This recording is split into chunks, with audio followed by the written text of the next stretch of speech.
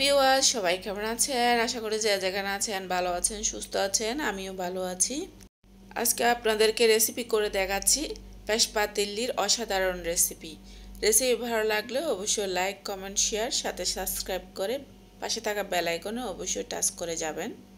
এ পর্যন্ত আমার চ্যানেল যারা সাবস্ক্রাইব করেছেন তাদেরকে অনেক অনেক অনেক ধন্যবাদ।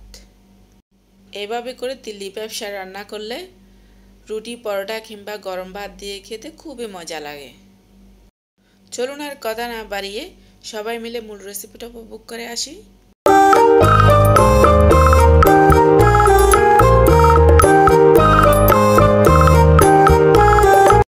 সুপ্রিয় দর্শক, আমি শুরুতে এখানে কিছু পেপসা নিচ্ছি।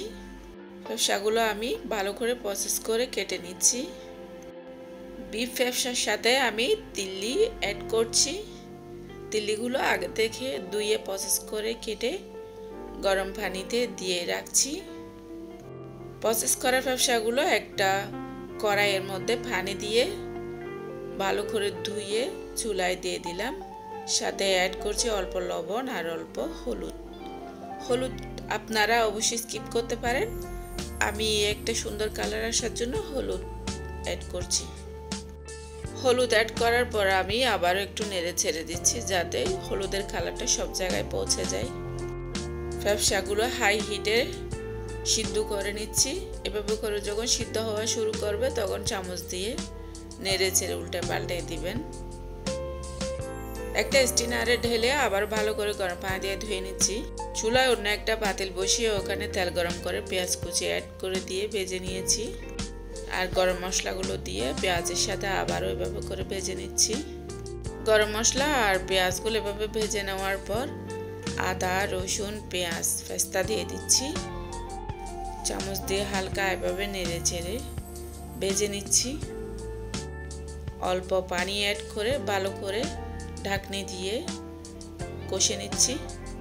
কষানো হয়ে গেলে আগে থেকে কেটে রাখা যে হাড় সহ মাংস প্রসেস করে রেখেছিলাম ওগুলো দিয়ে দিচ্ছি। সাথে অ্যাড করে দিচ্ছি পেশপা।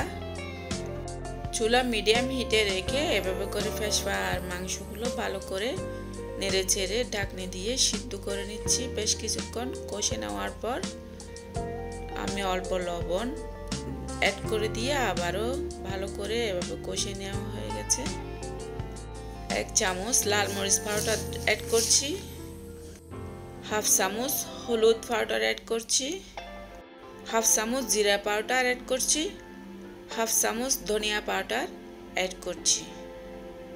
সাথে দিয়ে দিচ্ছি বিফ মশলা হোমমেড। লবণটা টেস্ট অনুযায়ী দিবেন। এখন আমি আপাতত লবণ দিচ্ছি না, পরবর্তীতে আমি লবণ অ্যাড করব। পেশপা তিল্লি রেসিপিতে আমি কি কি উপকরণ এবং কতটুকু অ্যাড করছি তার রেসিপি ভিডিও স্ক্রিনে দেওয়া থাকবে।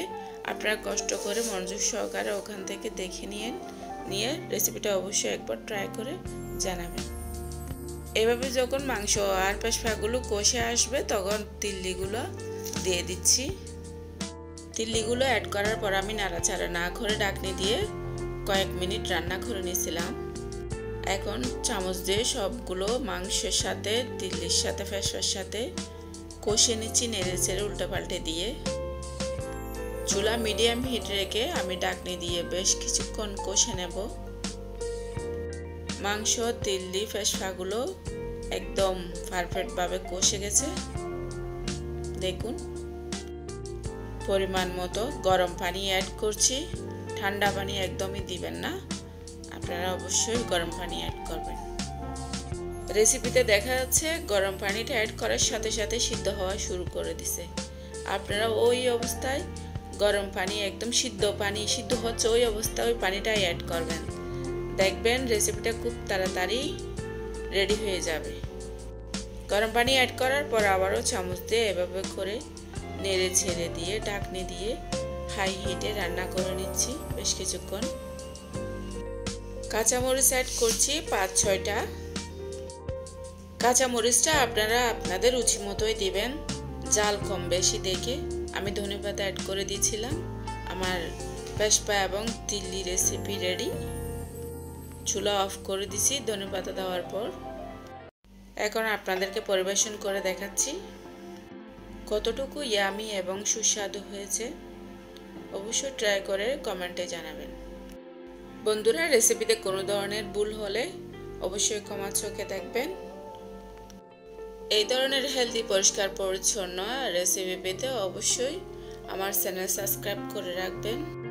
আবারও বলছি, পাশে থাকা বেল আইকনে টাচ করে যাবেন, এতে করে নোটিফিকেশন সবার আগে আপনার কাছে পৌঁছে যাবে, যার কারণে আমার কাজে আমাকে উৎসাহিত করবে।